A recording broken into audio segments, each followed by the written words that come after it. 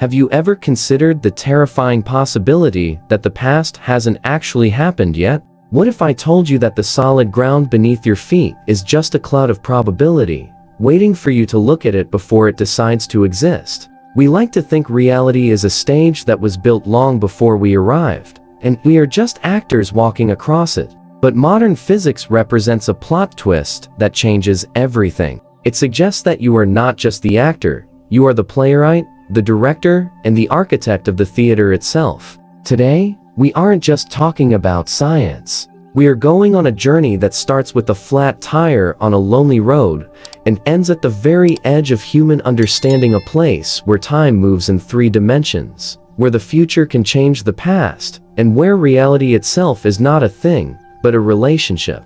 Let's start with something mundane. Imagine it's a Tuesday evening. You're driving home. You come to a familiar fork in the road. Route A is the highway, usually faster, but prone to traffic. Route B is the scenic back road, winding, slower, but solitary. In a split second, you choose Route B, the back road. 5 miles in, you hear that sickening pop and feel the steering wheel jerk. A flat tire. You pull over, frustrated, and get out to inspect the damage. Embedded deep in the rubber is a solitary, rusted steel pin. Here's where our intuition fails us. Classical logic tells you that the pin was lying on that road all day, just waiting for someone to run over it. It was an unfortunate accident. But let's look at this through the lens of quantum possibility. Until you made the choice to turn the steering wheel toward Route B, that reality existed only as a wave of probability. In a very real sense, by choosing the path, you collapse the wave function of the universe into a specific state where you get a flat tire. Here is the hidden paradox. The dropped pin, that specific piece of the past, only exists in your current reality because of your present decision. If you had chosen the highway, an entirely different timeline would have unfolded. Perhaps you arrive home early. In that reality, the rusted pin on the back road never enters your universe. It is functionally non-existent to you. This introduces the dizzying concept of the many worlds. Every choice you make isn't just a selection of options, it is an act of creation. You are constantly spawning new realities, each unfolding simultaneously, unseen, yet intertwined with the road not taken. How often do we paralyze ourselves with regret, thinking, if only I hadn't taken that job, or if only I had said X instead of Y? We treat the past as a monolithic weight. Quantum thinking frees us from this. Realize that in the infinite branching of reality, those other versions of you do exist. But you, the consciousness listening to this right now, are navigating this specific branch. Don't waste energy regretting the pin in the tire. Recognize the immense power you have, right now, to steer into the next branch of reality. Your present choices are constantly curating your past. Now, let's shrink down, way down. We are leaving the world of cars and roads and entering the microscopic realm, the engine room of the universe. If our everyday world is a high-definition photograph, the quantum world is an impressionist painting that changes every time you blink. In classical physics, the physics of Isaac Newton, if you know where a ball is and how fast it's going, you know exactly where it will be in 10 seconds. It's predictable. It's comforting. Quantum physics takes that comfort and throws it out the window. At the subatomic level, particles like electrons do not exist as tiny, hard spheres at specific locations. They exist as clouds of probability. An electron isn't here or there. It is partially here, partially there, and partially everywhere else all at once. This is called superposition. It gets weirder. These particles can behave like solid matter, or they can behave like waves, like ripples in water. And what determines how they behave? You do. Or rather, the act of observation does. Experiments, including rigorous recent studies at MIT, have confirmed light's dual nature. When we aren't looking, light acts like a wave, passing through 2 slits at once and interfering with itself. But the moment we place a detector to see which slit a photon goes through, the moment we observe it snaps into behavior as a single particle. Albert Einstein hated this. He famously argued, God does not play dice with the universe. He wanted a reality that existed independently of whether we were looking at it. But decades of experiments have proven Einstein wrong on this point. The eeriness is real. Observation determines reality. Think about your own identity. Are you the same person when you are alone in your room as you are when you are in a job interview or out with your closest friends? No. In a metaphorical sense, you exist in a superposition of many potential selves. When you are observed by your boss, you collapse into the professional employee particle. When observed by a toddler, you collapse into the silly entertainer particle. We are fluid, wave-like beings, constantly being defined and redefined by how we interact with and are observed by the world around us. You are not a fixed object. You are a realm of possibility waiting for interaction. If the previous segment didn't make you dizzy, this one might. We are going to attack one of the most fundamental beliefs human beings hold, that causes must always precede effects. Event happens, causing event be simple, right? Welcome to the quantum switch. This is one of the most profound experiments in modern physics. It demonstrates a phenomenon called indefinite causal order. Let's use an analogy. Imagine you have a car and you need to visit two friends, Alice and Bob, who live in different towns. In our classical world, you have two choices: drive to Alice first, then Bob B, or drive to Bob first, then Alice BA. You cannot do both orders at the same time. In the quantum realm, however, particles can be placed in a superposition of ordering. In a quantum switch experiment, a photon passes through operations performed by Alice and Bob. The experiment is set up so that it is impossible to say whether Alice acted on the photon before Bob, or Bob before Alice. The photon experiences a reality where Alice is before Bob, and simultaneously a reality where Bob is before Alice. The sequence of events is blurred. Cause and effect are not a one-way street. They are a roundabout, where traffic flows in both directions at once. Physics suggests that even time and sequence can exist in superposition. We often view our lives linearly. I must get the degree, to get the job, to get the money, to be happy. We adhere to a strict causal order for success. The quantum switch challenges this rigid thinking. Sometimes, generating the feeling of success and happiness, the effect, actually accelerates the arrival of the tangible achievements, the cause. Nonlinear thinking applies to creativity and problem solving, too. Sometimes you need to write the conclusion of your story before you write the beginning. Don't be confined by the idea that A must always happen before B. In the complex system of your life, sometimes B triggers A. Now, we arrive at the concept that Einstein mocked as spooky action at a distance. This is quantum entanglement. Classically, if two objects are entangled, we assume they touched, interacted, or came from the same source.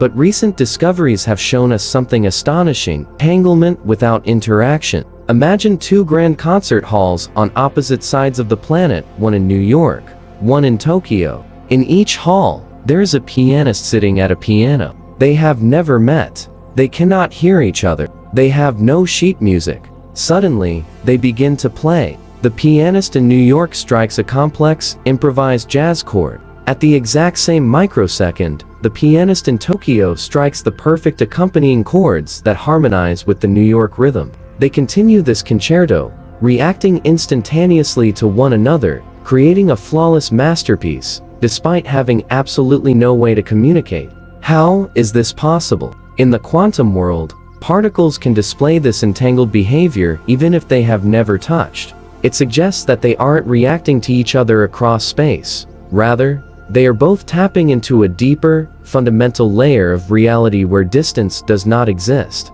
This reveals that the universe is not made of isolated parts bumping into each other like billiard balls.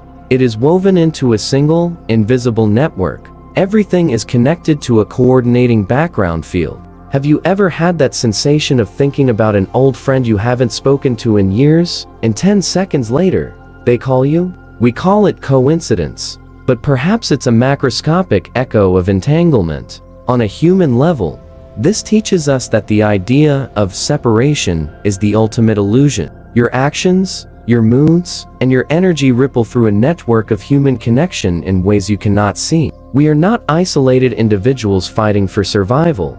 We are musicians in a global orchestra meant to harmonize. When you realize you are fundamentally connected to everything else, compassion becomes the only logical way to live. If entanglement across space is spooky, entanglement across time is downright ghostly. We tend to think of the past as finalized and the future as unwritten. But quantum mechanics laughs at our calendars. Through a process known as entanglement swapping, scientists have demonstrated that particles that never coexisted in time can still behave as if they are linked. Here is the simplified version of a mind-bending experiment. Imagine two pairs of entangled photons. Pair A consists of photons 1 and 2. Pair B consists of photons 3 and 4. Now, imagine photon 1 is measured and destroyed on Monday. It's gone. On Tuesday, we perform a special operation that entangles photon 2 and photon 3. Because photon 1 was linked to 2,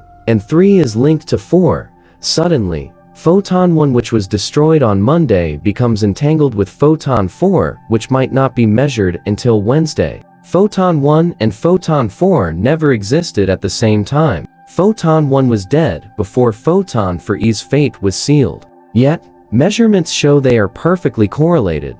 The boundaries between past, present, and future blur. It suggests that quantum correlations are timeless. The universe doesn't care when things happen, only how they are related fundamentally. Future actions can, in a quantum sense, influence the relational state of past particles. This offers a profound psychological metaphor. We often feel defined by our past traumas or mistakes, as if they are set in stone. But if the future can entangle with the past, it means that who you are becoming today changes the relationship you have with who you were yesterday. By changing your perspective and your actions in the present, you recontextualize your past. You can't change the events, but you can change their quantum weight and meaning in your current life. You are healing your past from the future. Let's take a step back and look at the framework that holds all this together.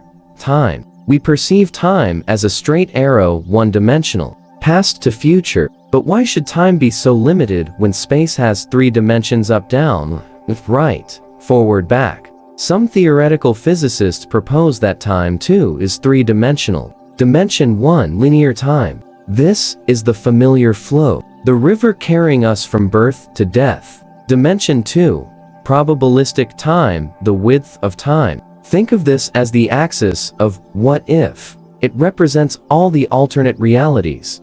The roads not taken in segment 1. It is the landscape of choices. Dimension 3, consciousness or depth time. This is the vertical axis. It represents the depth of the present moment. Are you skimming the surface of reality? Or are you deeply immersed in the now? In this view, quantum superposition, a particle being in many states at once, is actually the particle exploring the second dimension of time, the width of possibilities, before the act of observation locks it into a specific linear path. We feel stressed when we try to force our lives solely along the linear axis. Rush to the next goal. We experience anxiety when we get lost in the width of time, overthinking every possible outcome, and paralyzed by choice. The secret to a good life might be mastering the 3rd dimension, depth. Flow states, meditation, deep connection with a loved one. These are acts of moving vertically in time. When you are truly in the moment, linear time seems to vanish. You aren't worrying about the future or regretting the past.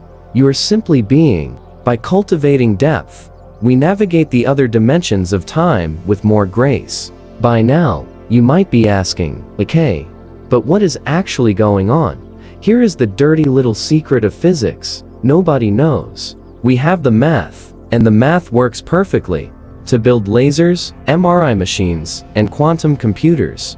But we don't agree on what the math means about the nature of reality. There is a war of interpretations. The Copenhagen interpretation, the old guard. It says a particle is a wave of probability until measured, then poof, it collapses into a real particle. But it can't explain how or why that collapse happens. The many worlds interpretation. It says there is no collapse. Every possibility in the wave happens. If a particle can go left or right, the universe splits. There is a universe where it went left, and another where it went right. You just happen to be in one of them. Relational quantum mechanics. It suggests that nothing has intrinsic properties. A particle only has a location in relation to something else. Reality is a web of interactions, not a collection of things. If every possible outcome exists in separate universes, why do probabilities still govern our results? If reality depends on observation, what defines an observer? Does it require a PAAHDAAEDDD, a human brain? Or can a photon observe an electron? These unresolved questions aren't failures of science. They are indicators that we are on the verge of a massive paradigm shift. We crave certainty. We want to know the right political view, the right diet, the right life path. Quantum mechanics teaches us intellectual humility. If the smartest people on Earth cannot agree on the fundamental nature of reality, perhaps we can learn to be more comfortable with ambiguity in our daily lives. It is okay to hold two opposing ideas in your mind at the same time. Life is rarely black and white.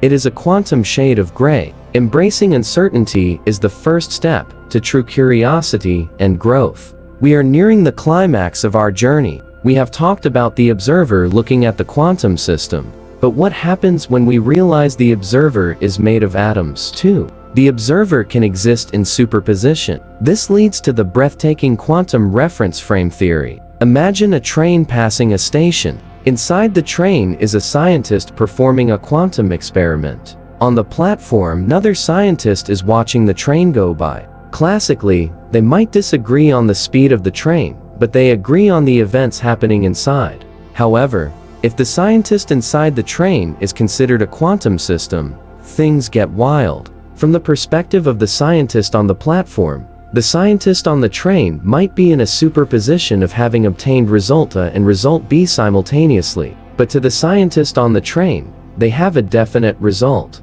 This theory suggests that reference frames, our perspectives, are not just neutral viewpoints. They are physical, quantum states. This means one observer might see events differently than another, not just because of psychological perception or optical illusion, but because their realities genuinely differ at the fundamental quantum level. There is no single, God's eye view of the universe. There are only internal perspectives. This is the ultimate scientific basis for empathy. When you are in a heated argument with a spouse or a friend, you feel with 100% certainty that your view of what happened is the real one. Quantum reference frames suggest that their view, which contradicts yours, is equally legally real within their frame. You aren't arguing over a shared objective reality. You are two distinct quantum reference frames clashing. Understanding that your truth is not the truth, but merely a truth relative to your position, is the key to resolving conflict. Let's push this one step further. If reality depends on your reference frame, then concepts like entanglement and superposition are not absolute facts, they are relative. Let's call our observers Alice and Bob again. Alice might set up an experiment where two particles are entangled. To her, they are linked. But Bob, viewing Alice from a different, complex quantum motion, might analyze the situation and conclude the particles are not entangled. Who is right? They both are. It gets even trippier. From Alice's perspective, Bob might be in a superposition. From Bob's perspective, Alice might be in a superposition. Reality ceases to be a landscape of fixed objects and becomes a shifting web of interdependent perspectives. It's like a hall of mirrors where every mirror reflects a slightly different reality,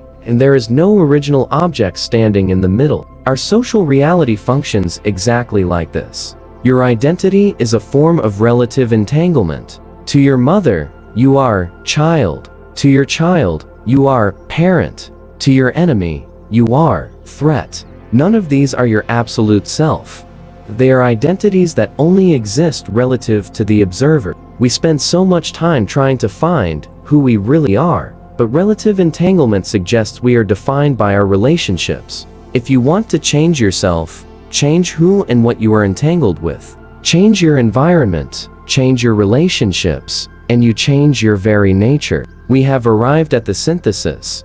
How do we put all this together into a coherent picture? Many modern physicists are moving toward a view of the universe where there is no such thing as wave function collapse. Let's revisit the famous Schrodinger's cat. A cat is in a box with a radioactive trigger. Until we open the box, quantum mechanics says the cat is in a superposition of dead and alive. The Copenhagen interpretation says opening the box forces the universe to choose one. But the new view, supported by quantum reference frames, says reality doesn't collapse, it transforms. When the scientist opens the box, they don't force the cat into a state. Instead, the scientist becomes entangled with the cat. Before opening the box, the reality was scientist outside, plus cat alive and dead. After opening the box, the reality is scientist sees a live cat, and scientist sees dead cat. The scientist has joined the superposition. From the inside, the scientist only sees one outcome, but from a hypothetical, outside view of the whole universe, the branching continues. This dissolves the classical boundary between the observer and the observed. You are not watching the universe. You are not separate from it. You are a dynamic system interacting with other dynamic systems. Reality is not a noun, it is a verb. It is a constant process of becoming, shaped by every interaction and every viewpoint. This is the ultimate empowering realization. If reality doesn't collapse into a fixed state, it means nothing is ever truly hopeless or finalized. You are not trapped in a rigid world. By shifting your attention, your actions, and your consciousness, you enter into new entanglements with the world. You are an active participant in the unfolding of the cosmos. You don't just live in the universe lives through you. We have traveled from a lonely road with a flat tire to a cosmos composed of relationship, probability, and multi-dimensional time. What are we to make of all this? It's easy to feel small when looking at the scale of the universe, but quantum mechanics tells a different story. It tells us that matter matters less than connection. It tells us that the rigid, cold, clockwork universe of Newton is an illusion. The true universe is fluid, participatory, and deeply interconnected. Here are the takeaways to carry into your daily life.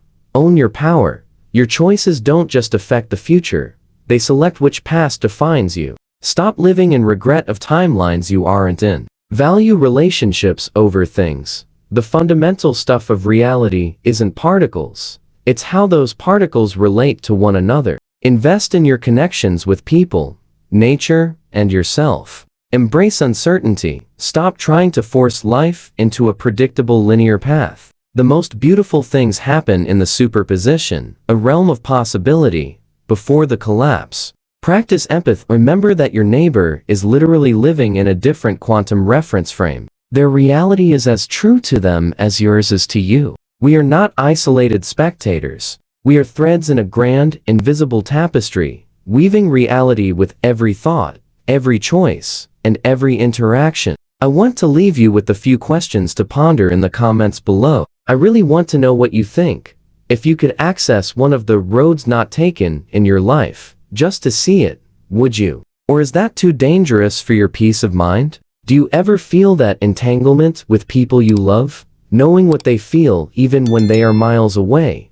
Does the idea that reality changes based on who is looking at it make you feel liberated or terrified? Let's get a fascinating discussion going down there. If this journey blew your mind and you want to keep exploring the deepest mysteries of existence with me, make sure you hit that subscribe button and ring the bell so you never miss a trip down the rabbit hole.